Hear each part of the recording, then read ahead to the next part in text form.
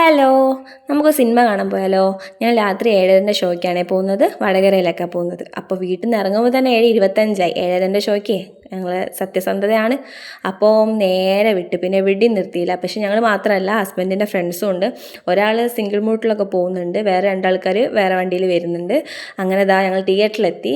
അപ്പോൾ നമ്മളെ വിജയണ്ണൻ്റെ വലിയൊരു ഫോട്ടോ.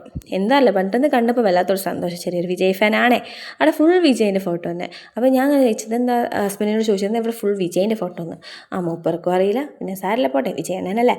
അങ്ങനെ ഞങ്ങൾ തിയേറ്ററിൻ്റെ ഉള്ളിൽ കയറി ലേറ്റ് ആയിട്ടോ, നല്ല നമ്മൾ വീഡിയോ എടുക്കാൻ കുറയ്ക്കരുതല്ലോ. നോക്കിയപ്പോൾ തിയേറ്ററിൽ ആരും ഇല്ല. ഞങ്ങൾ വെച്ചിട്ട് സീറ്റൊക്കെ ഫുള്ളായിരിക്കുന്നു. അവിടെ ചെന്നപ്പോൾ ആരില്ല. ഇതാട്ടോ ഫിലിം. അങ്ങനെ ഇൻ്റർവെല്ലായി. സത്യം പറഞ്ഞാൽ എനിക്ക് ഒട്ടും ഇഷ്ടമായില്ല സിനിമ. പകുതി ഉറങ്ങി പകുതി കണ്ട്. കഥ എന്താണെന്ന് മനസ്സിലായില്ല, സിനിമ എന്താണെന്ന് മനസ്സിലായില്ല. ആരില്ലാത്തതുകൊണ്ട് അത് ഭയങ്കര ബോറിങ്. പിന്നെ കൂടെ വന്നവരെ കാര്യം പറയണ്ടല്ലോ, അവരെ ഉറക്കമൊക്കെ ഉറങ്ങി. എന്തായാലും ടിക്കറ്റ് എടുത്ത് കയറിയല്ലേ, AC ആയപ്പോൾ ഒരു ഉറക്കമൊക്കെ ഉറങ്ങി ഇൻ്റർവെല്ലിന് നീച്ചു.